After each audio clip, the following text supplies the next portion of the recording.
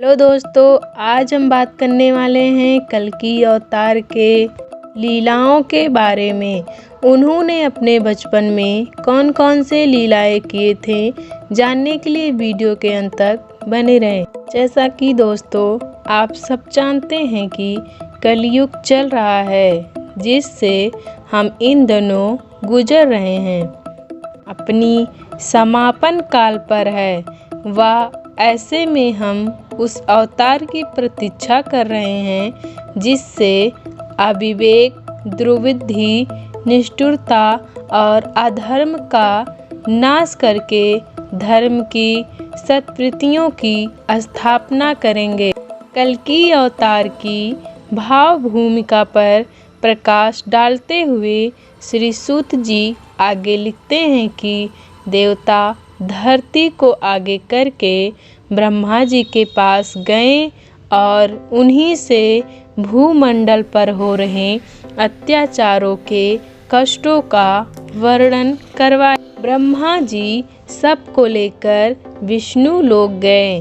विष्णु जी ने सब कुछ सुनकर आश्वासन दिया कि हम तुम्हारे कष्टों को दूर करने के लिए अवतार लेने आ रहे हैं। फिर देवताओं से कहा कि तुम मेरी सहायतार्थ पृथ्वी पर जाकर जागृताओं व प्रज्ञा परिजनों के रूप में जन्म ले लो। कलिक पुराण में यह भी उल्लेख होता है कि भगवान कल्कि संभल में विष्णु यश शर्मा के घर जन्म लेंगे। सावित्री उपासक होंगे।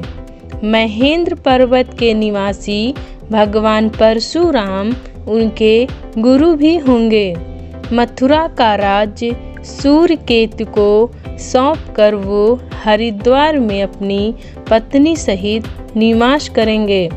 बौद्धों से संग्रह कर उन्हें पराजित कर संसार में धर्म की स्थापना का पूरा काम करेंगे।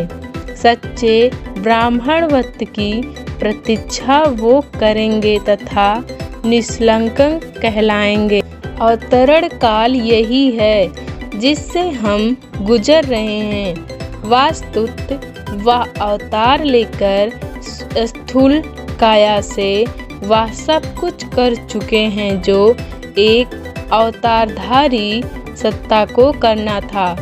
अब वह सूक्ष्म रूप में साक्षात हो देव अंशधारी संताओं को प्रेरित करके अनुप्रेरित कर अपनी लक्ष्य सिद्धि की ओर बढ़ रहा है। भीष्म पितामह महाभारत में कहते हैं कि कृष्णा अवतार का स्वरूप व उद्देश्य मैं तुम्हें समझा चुका हूँ। अब कलयुग के बारे में बताता हूँ।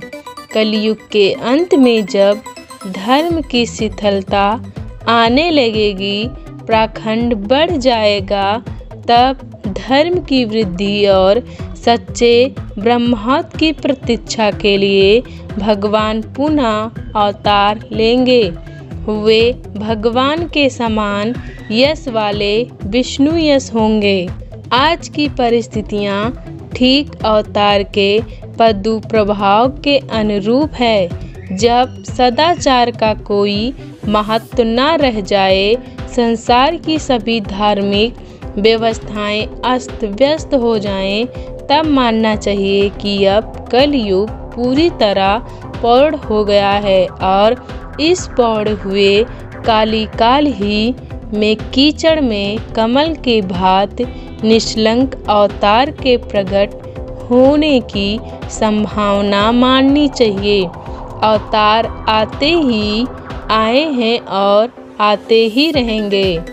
उनकी पहचान संसार न तो कर पाया है और न कर पाएगा। अपने कर्तव्यों कर्मों की प्रचंडता द्वारा अन्यायों को करता है। वह अपने पीछे निर्धारित व्यवस्थाएं बनाकर जागृताओं को उस काम को पूरा करने के लिए छोड़ जाता है। बहुधा अवतार के जाने के बाद ही उसका मूल्यांकन होता है।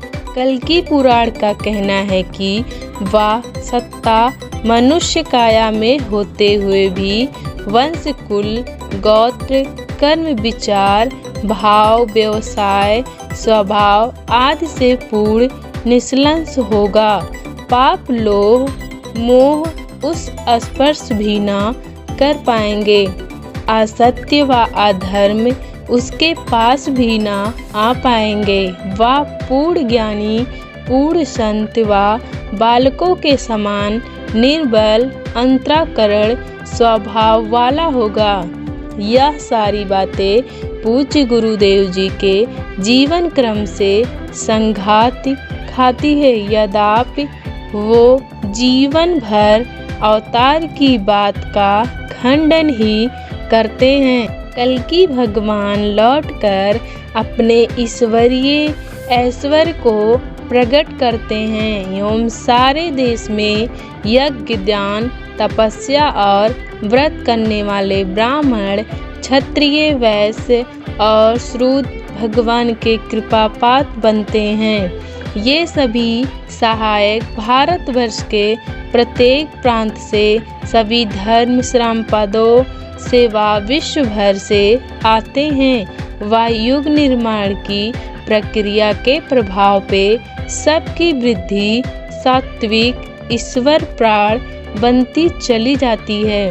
भगवान कल्कि राजसूय व अश्वमेध रचकर यज्ञ भावना का विस्तार करते हैं तथा सभी सहायकों, शुद्ध अंतराकार वालों को आत्मस्वरूप बनाते हुए मृत्यु के बाद उन्हें स्वयं एकाकार करने को आश्वासन भी देते हैं।